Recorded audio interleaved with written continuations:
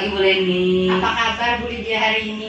Alhamdulillah baik, secerah hari inilah intinya. Oke, alhamdulillah ya, baik. Senang sekali bertemu sama Bu Lydia. Di sini saya akan mengobservasi Ibu atau supervisi kelas nanti. Oke, baik Bu. Ada beberapa yang ingin saya tanyakan sebelum saya melakukan observasi atau melakukan supervisi Ibu nanti di dalam kelas. Oke. Nah, di sini saya akan mengajukan beberapa pertanyaan yang nantinya harus Ibu jawab. Oke, yang pertama, kita di sini akan membicarakan terkait dengan peningkatan pembelajaran apa yang akan Ibu sampaikan nanti. Mengenai ini paling Bu Leni, masih saya kurang konsisten nih terhadap berkepihakan pada murid gitu kan. Bagaimana sih memenuhi kebutuhan murid, kan yang kita sudah tahu nih potensi murid kan beragam nih. Iya. Banyak sekali keunikan-keunikan gitu kan, minat dan kemampuan mereka juga berbeda-beda. Nah ini tuh saya ingin sekali meningkatkan potensi mereka itu sesuai dengan yang mereka miliki gitu. Bagaimana saya bisa membantu Ibu dalam hal ini? Dari beberapa literatur yang saya baca, ada katanya salah satunya nih berdasarkan pembelajaran berdiferensiasi. Kebetulan saya ingin melakukan ini Bu, gitu kan. Semoga sih saya bisa nih. Kalau berdiferensiasi kan ada tiga tipe konten, produk, sama satu lagi isi ya, proses gitu kan. Nah, kebetulan penasaran yang dan mungkin ini menurut saya paling mudah mungkin mempraktekannya di produk. Oke, baik Ibu. Bagaimana Ibu bisa dengan kegiatan Ibu tersebut? Memfokuskannya paling ada beberapa tahapan yang saya lakukan. Salah satunya saya minta melakukan coaching dengan sebagai saya teman sejarah saya satu profesi lah ya. Oke. Bagaimana sih pembelajaran tersebut agar maksimal gitu kan. Terus juga mungkin nanti saya melakukan sebelum saya dulu rencana pembelajaran doa dan semacamnya, boleh dilihat dahulu apakah sudah sesuai belum, seperti itu untuk nanti endingnya reaksi bagi saya. Ya. Bu Lydia sudah di sini. Bagaimana menurut Ibu, sejauh mana kemampuan Ibu dalam hal ini?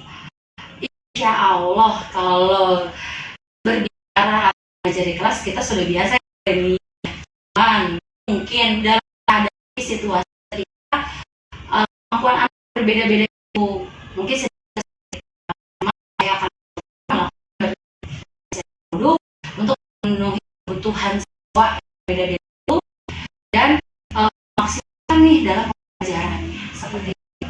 Saya paham sekali Bu Lydia sudah mengajar dan pastinya tentunya sudah ahli bidangnya ya, terutama dalam mengajar di dalam kelas. Nah, harapan ketika nanti saya akan mengobservasi Ibu. Harapan saya salah satunya tadi saya sudah bilang refleksi bagi saya gitu kan, apakah yang saya lakukan ini sudah baik dengan saya mahasiswa sesuai dengan kemampuan itu yang oke. Terus selanjutnya belajarnya kan, kalau ini sudah bagus berarti saya lanjutkan menerapkannya kembali kan, mungkin dengan bervariasi yang berbeda untuk konten ataupun prosesnya seperti itu. Dan saya juga ngobrolin melakukan lebih jauh lagi, mungkin kita bisa mencoba pembelajaran yang lainnya untuk meningkatkan pembelajaran. Kita sama-sama belajar. Nanti saya ketika mengajar kelas, nanti saya akan monitor Ibu sebagai tugasnya untuk mensupervisi Ibu di dalam kelas. Ya, ada jam sekarang? Ada.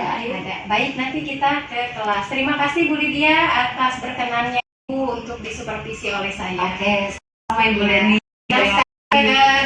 Sama dengan Bu Lydia. Terima kasih. Wassalamualaikum warahmatullahi wabarakatuh. Waalaikumsalam warahmatullahi wabarakatuh. Ibu. Oke, siang anak-anak. Siang. Oke, assalamualaikum warahmatullahi wabarakatuh. Waalaikumsalam warahmatullahi wabarakatuh. kalian karena kebetulan ibu lagi dipantau atau akan disupervisi oleh teman sejawat ibu, yaitu Ibu Leni. Jadi minta tolong kerjasamanya ya Nak ya. Oke, Ibu Leni sudah disediakan nasi. Ya, sama-sama. Oke, sudah, mohon perhatian ya. Oke, seperti biasa ya Nak ya, sebelum kita mulai pembelajaran, untuk kelangsungan kelancaran hari ini, kita awali dulu dengan berdoa. Silakan Mayu, ketua kelas pimpin doa. Duduk siap. Sebelum memulai pembelajaran biologi pada hari ini, alangkah baiknya kita berdoa menurut agama dan kepercayaan masing-masing. Berdoa dipersilakan.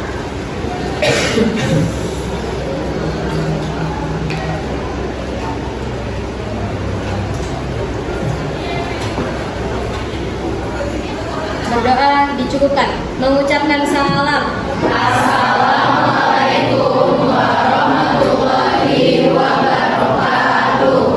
Waalaikumsalam warahmatullahi wabarakatuh. Baik, terima kasih Nak.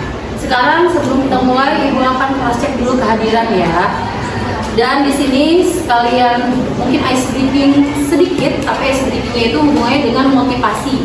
Jadi Ibu minta untuk kata-kata hari ini. Jadi ketika Ibu menyebutkan nama kalian, silahkan kalian mengungkapkan untuk motivasi kata-kata hari ini. Paham? Oke. Yang pertama, Abel. Apa namanya? Tetap semangat, jangan menyerah. Oke, siap. Tetap semangat pada menyerah. Ada? Hadir. Oke, hadir. Apa nama kata-katanya? Pasti bisa. Pasti bisa, semangat. Almira. Oke, Almira. Apa kata-kata hari ini? Tetap semangat. Oke, tetap semangat. Angela. Oke, siap. Kata-katanya? Tetap menjalani hari dengan baik. Oke, kita menjalani hari dengan baik. Angelin, ada Ibu. Oke, kata-katanya? Semangat. Semangat. Oke, Anissa. Wairun. Oke, izin ya. Oke, Ardiansyah.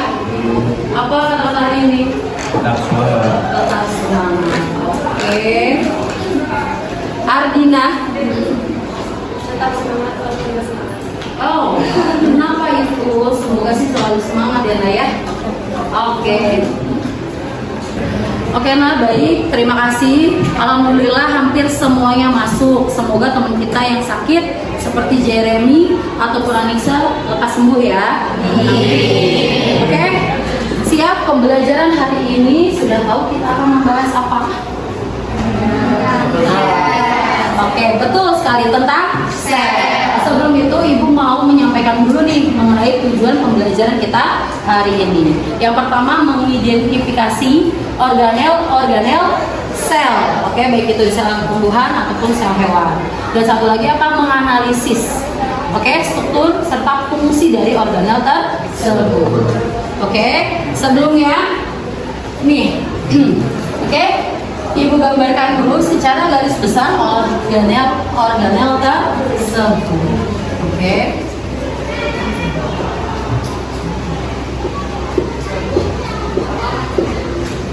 Sebentar ya Nak, sambil nanti kita akan bahas.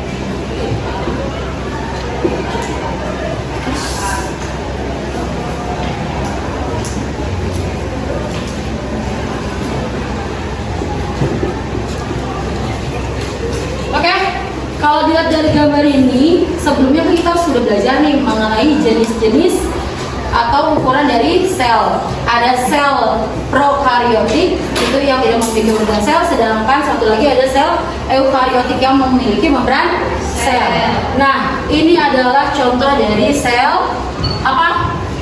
Eukaryotik. atau eukariota, sama saja. Dimana yang akan kita fokuskan nih dibahas penyusun dari sel-selnya. Contohnya itu ada sel apa dan apa? Ini gambar sel apa, Nak? Betul sekali. Ini sel hewan, ini sel tumbuhan. Oke, ada yang tahu kenapa kamu bilang di sini sel hewan, di sini sel tumbuhan? Silakan angkat tangan. Yang membedakannya apa? Misalkan yang dari gambar yang ibu gambarkan secara sederhana ini, ada yang membedakannya apa? Silakan angkat tangan. Ayo, oke, siap. Kinan, silakan sambil tunjukkan, Nak. Perbedaannya apa? Terus organelnya apa itu yang membedakannya? Ya, sama-sama. Menurut saya yang menjadi pembeda utama adalah ini, Bu. Oke, betul. Dan Oke, betul sekali. Apa itu namanya, Neng? vakuola, di mana pada sel tumbuhan vakuola ini lebih besar, Betul. kan sel hewan. Oke, siap. Kasih applause buat Tina. Sama-sama. Nah, tadi ada salah satunya yang sudah disebutkan oleh teman kalian. Oke, untuk kita mengetahui lebih jauh, makanya kemarin sebelumnya Ibu udah bilang nih, kita akan membuat model sel dari berbagai bahan yang kalian temukan di sekitar. Makanya kita nanti akan melakukan pembelajaran berdiferensiasi produk. Sudah bawa semua alat bahannya? Sudah. Oke, kalau sudah silahkan duduk dulu secara berkelompok. Oke.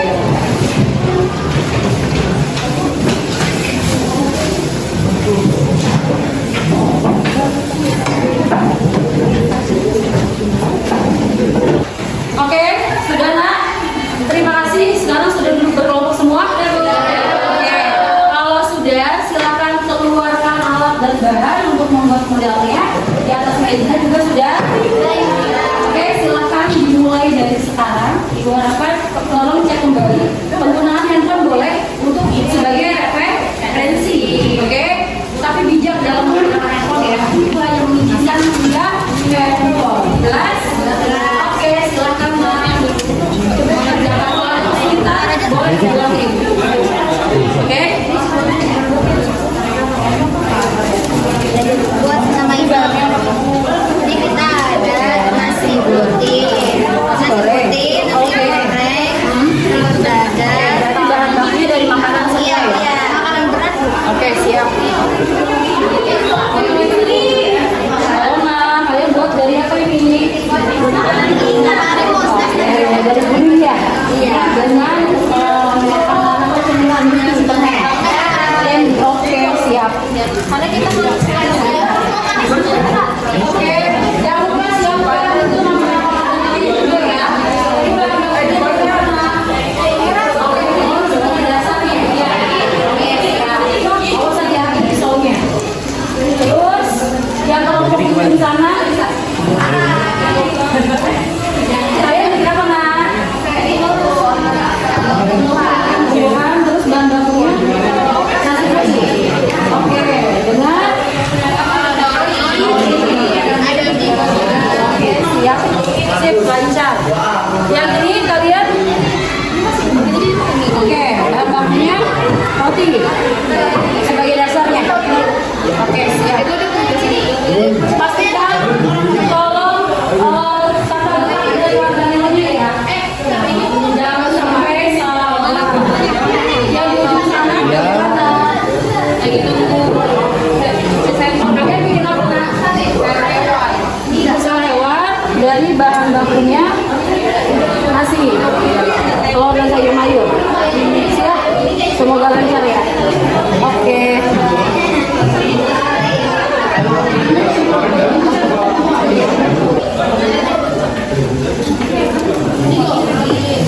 Yang itu apa? Yang itu sepak bola, yang hijau hijau sokong. Yang oranye kasar yang halus ya yang mana? Oke, nah mohon perhatiannya. Sudah selesai semua?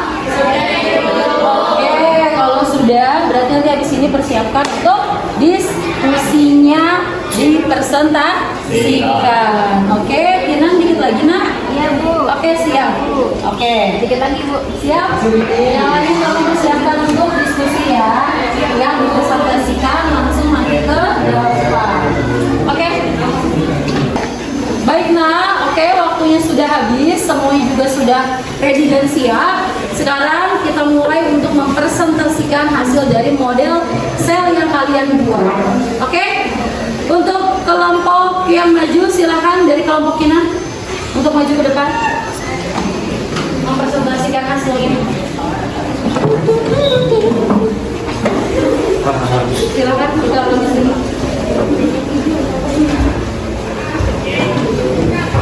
Oke.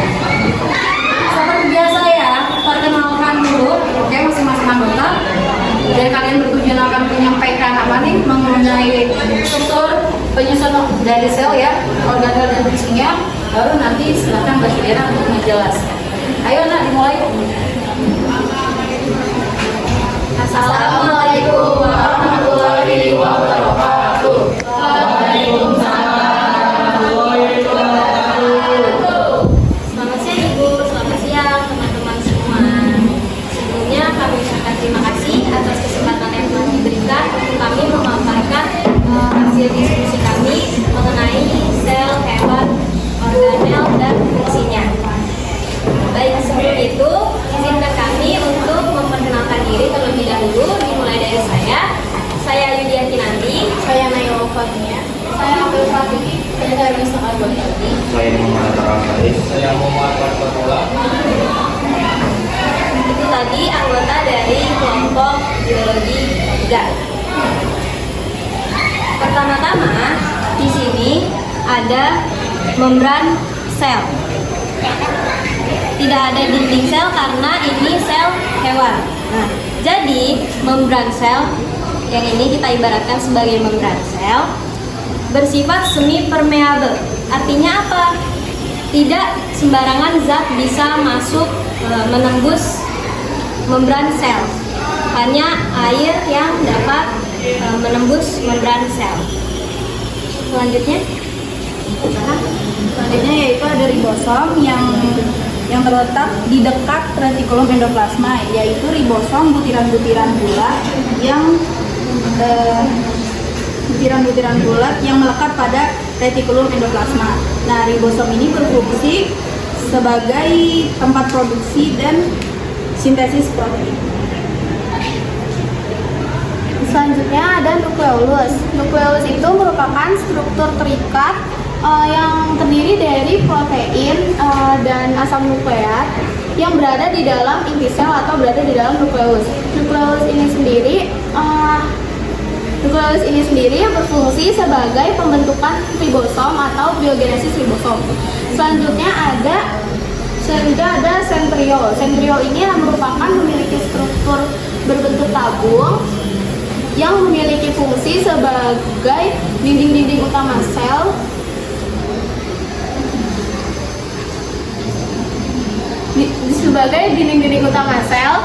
yang berfungsi sebagai menggabungkan tabung-tabung yang berada di dalam tubuh sel.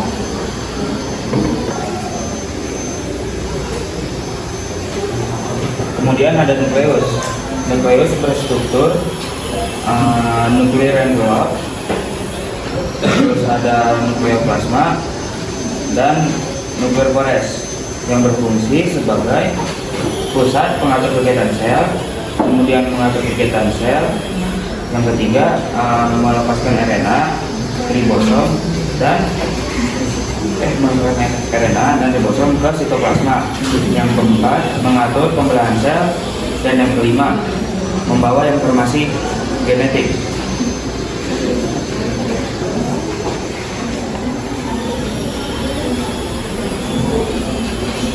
Di sini ada papula yang memiliki struktur tonoplas sama kalsak sama sentral papula yang berfungsi sebagai mempunyai beberapa fungsi sel tumbuhan, diantaranya sel terstrukturisasi dan membentuk sebagai tempat penyimpanan, penimbunan sebagai lisosom.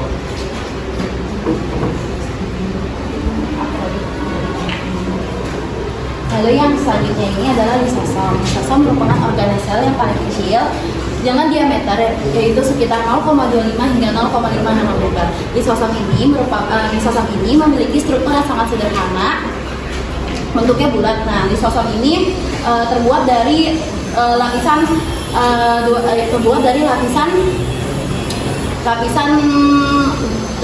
lapisan lipid. Nah, fungsinya itu sebagai tempat penyimpanan makanan jika sel tidak memiliki cadangan makanan.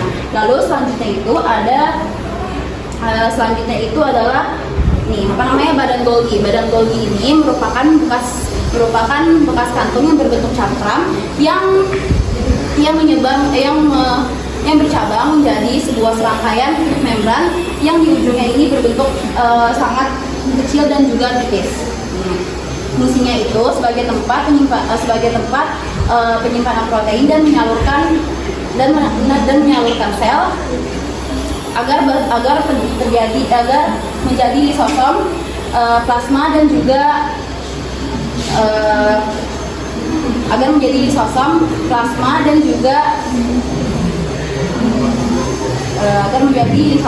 plasma.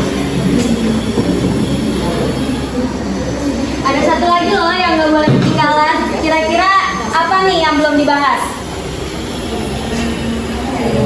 Ada mitokondria. Maaf, ini agak sedikit bergeser. Nah, jadi mitokondria itu memiliki struktur membran dalam dan membran luar yang berbentuk cerutu atau lonjong dan berbuku-buku atau yang disebut krista. Nah, jumlah mitokondria pada suatu sel ini tergantung sel tersebut ada di jaringan apa, gitu teman-teman.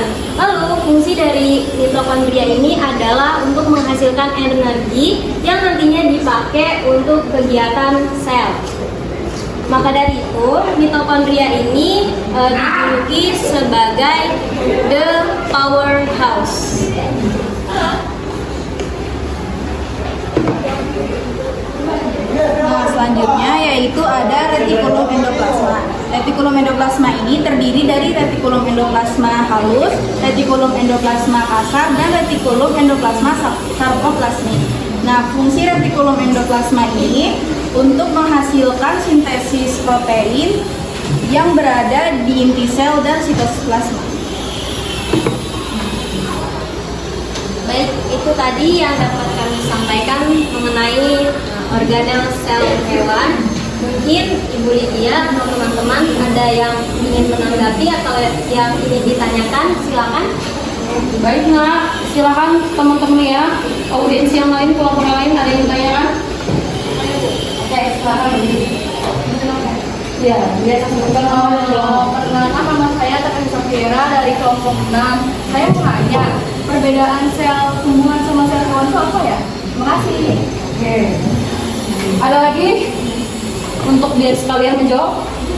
Ada pertanyaan lainnya? Oke, silakan, Nek. Kenalkan, nama saya Reisy Dewi dari kelompok 6. Saya mau bertanya, apa yang terjadi jika tidak memiliki mitokondria? Oke, siap. Bagaimana sel tersebut apabila tidak memiliki mitokondria? Oke, nah, 2 pertanyaan silakan didiskusikan. Diskusi habis itu langsung nanti dijawab. Terima kasih, Bu. Terima kasih.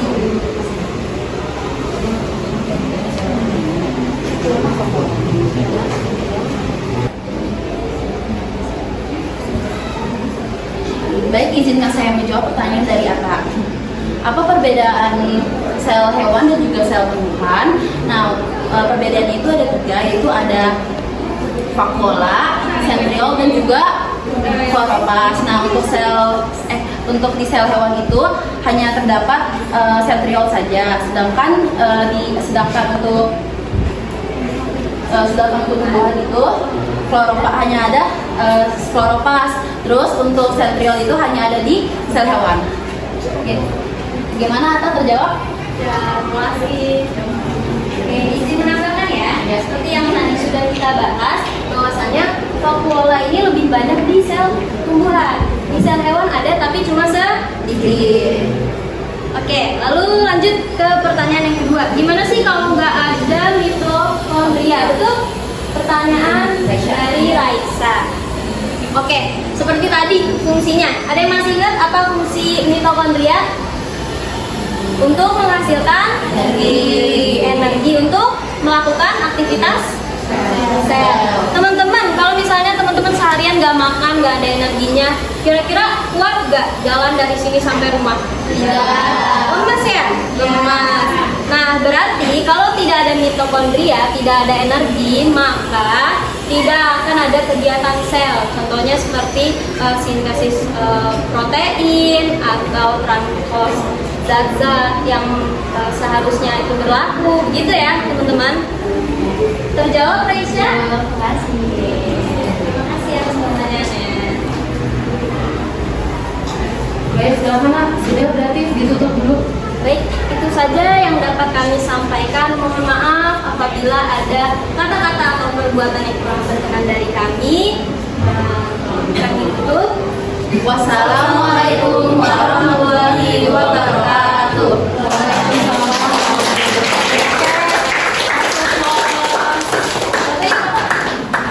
Oke, baik semuanya. Alhamdulillah kita sudah selesai mempresentasikan hasil dari model-model sel yang kalian buat, baik itu sel hewan maupun sel tumbuhan. Dari tadi teman kalian nih presentasikan, semuanya sudah tahu dong bahwa ternyata ada perbedaan nih antara sel hewan dengan tumbuhan. Coba deh dari yang pembelajaran kita sudah lalui nih, lewati presentasi bersama teman-temannya. Ada yang ingin menyimpulkan? Ada yang berani menyimpulkan dengan keseluruhannya? Oke? Oke, Tina, ayo silakan, Nah. Baik, terima kasih Ibu atas kesempatannya. Oke. Jadi menurut kami berkesimpulan bahwasanya setiap sel, setiap organel sel itu memiliki fungsinya masing-masing Ibu, dan semuanya saling berkaitan. Benar sekali. Untuk melakukan seluruh kegiatan sel, keberlangsungan dari suatu sel. Betul sekali, Tina. Ada yang mau menambahkan? Oke, ini sedikit menambahkan ya Naya, bahwa dari organel-organel kita tadi pelajari juga ada perbedaannya yang Ibu bilang kan? Iya. Ternyata sel hewan dengan tumbuhan meskipun ada yang mirip seperti vakuola, ternyata dari intensitas banyaknya juga berbeda. Oke, vakuolanya kalau di sel hewan itu sedikit dan dominannya kecil, sedangkan di sel tumbuhan vakuolanya itu banyak dan besar. Dimana berhubungan nih dengan fungsinya, yaitu menyimpan ion-ion garam-garam mineral, bahkan menyimpan apa? Cadangan makanan. Betul? Nah, itu salah satu perbedaannya. Selain itu ada lagi tadi apa yang disebutkan temennya juga, ada sentriol. Sentriol itu hanya ada di sel hewan yang memang fungsinya sendiri seperti gambar yang Ibu ini, itu adalah untuk membantu ketika pembelahan sel pada proses mitosis atau meiosis. Terus sedangkan sel tumbuhan ciri khasnya kamu sudah tahu, ada juga yang namanya itu adalah kloroplas atau plastida, di mana di sana terdapat salah satunya jati jauh daun untuk proses fotosintesis. Betul sekali. Kalau tidak ada semua itu, otomatis kegiatan sel tidak akan bisa berlangsung tepat. Oke, sebelum kita selesai juga ada juga kita refleksikan bareng-bareng ya. Ibu paling minta komen dari kalian satu-satu, boleh? Refleksi pembelajaran hari ini. Bagaimana refleksinya pembelajarannya? Seru tidak? Seru. Dari sini kalian sudah paham mengenai perbedaan sel tumbuhan dan hewan? Sudah. Oke, Ibu mau konfirmasi aja di kebenaran. Sel hewan dominannya, oke? Apa yang membedakan dengan tumbuhan? Oke, betul, sentriol. Sel tumbuhan apa yang membedakan dengan sel hewan? Ada? Apa nih? Ayo. Oke, betul. Kloroplasnya benar, karena dia untuk membentuk fotosintesis. Oke, berarti Ibu sudah anggap klinis dan paham semuanya.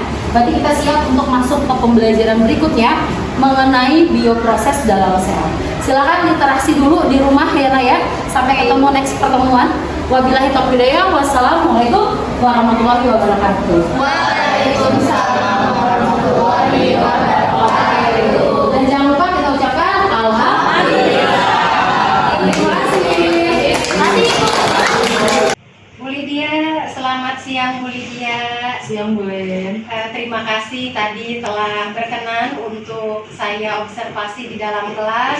Luar biasa sekali pada saat Ibu mengajar di dalam kelas. Di sini pada observasi sesi coaching yang Ibu lakukan, sebelumnya bagaimana Ibu bisa menilai performa Ibu dalam kompetensi tersebut? Oke, kalau menilai dari sudut pandang saya sendiri, alhamdulillah tadi selama observasi, menurut saya sudah sesuai dengan rencana awal pembelajaran modul ajar yang saya buat. Adapun mungkin ada sedikit gitu tentang manajemen waktu mungkin ya Bu, entahlah bulan ini sebagai observer bagaimana manajemen waktu saya, menurut saya ada sedikit berlebih lah ya dari batas waktu entah berapa menitnya gitu. Paling itu sebulan insya Allah tadi selama langkah-langkahnya dan apa yang saya harapkan anak-anak sudah antusias dengan pembelajaran diferensiasi yang saya lakukan dengan membuat mereka model-model sel bahan bakunya berbagai macam dan saya bebaskan itu dibuatkan entah itu dari bahan makanan makanan berat seperti nasi ataupun ternyata tadi ada yang dari puding atau permen-permen seperti itu. Apa yang membuat Ibu merasa demikian? Saya merasa seperti itu karena melihat antusias anak. Setelah saya menjelaskan sampai tadi akhirnya selesai presentasi anak, anak-anak juga menyimpulkan gitu kan, dan saya melakukan refleksi terhadap anak tersebut. Ternyata mereka merasa antusias, seru dan katanya menyenangkan. Pembelajaran dengan berdiferensiasi gitu kan. Ternyata bisa memberikan efek banyak, membantu mereka memahami dalam mengetahui pembelajaran tersebut jauh lebih dalam dan bermakna seperti itu. Boleh ya saya berbagi hasil pengamatan saya tadi pada saat melakukan observasi di dalam kelas. Ini hasil pengamatan saya dan di sini saya melihat bahwa Ibu telah melakukan yang sangat baik ya, sesuai standar yang kita tuju. Bagaimana menurut pendapat Ibu tentang ini? Oh, saya oke. Persepsinya sangat baik yang sudah Ibu lakukan, sudah sesuai dengan standar pengamatan kami. Oke, baik. Namun kemudian saya juga melihat ya ada beberapa aspek di sini masih harus ditingkatkan lagi, misalnya dalam pengelolaan waktu. Itu yang tadi saya bilang boleh. Itulah memang ya karena terlalu asik gitu kan, seru, akhirnya anak juga lupa waktu. Saya juga tidak bisa langsung meng-cut gitu kan, yang mengalir begitu saja, tahu-tahu waktu terasa berlalu. Oke, ternyata sudah lewat. Itu tandanya pembelajaran berdiferensiasi yang sudah Ibu lakukan di kelas sudah berjalan dengan baik, dan saya di sini mencatat beberapa prosedur yang sudah Ibu lakukan pada saat melakukan observasi kelas sudah sangat baik. Akan tetapi satu hal, tolong manajemen waktunya ditingkatkan. Siap Ibu. Dari hasil diskusi ini ada langkah-langkah konkret nih Bu yang harus diambil untuk meningkatkan performa ini. Bagaimana menurut pendapat Ibu? Langkah konkretnya sih dominannya melakukan pembelajaran diferensiasi itu tidak hanya cukup satu kali, bahkan kita sudah merefleksikan ternyata memang masih ada mungkin sedikit kekurangan. Nah, itu lebih menjadi pembiasaan baik agar pembelajaran saya dengan berdiferensiasi produk ini menjadi benar-benar maksimal untuk meningkatkan pembelajaran seperti itu. Luar biasa sekali Bu Lydia, tetap semangat mengajar di dalam kelas. Saya yakin Ibu bisa untuk memanajemen waktu yang menjadi salah satu catatan untuk diperhatikan di pembelajaran berikutnya. Terima kasih Bu Lydia atas waktunya. Terima kasih. Wassalamualaikum warahmatullahi wabarakatuh. Waalaikumsalam warahmatullahi wabarakatuh. Terima kasih Bu.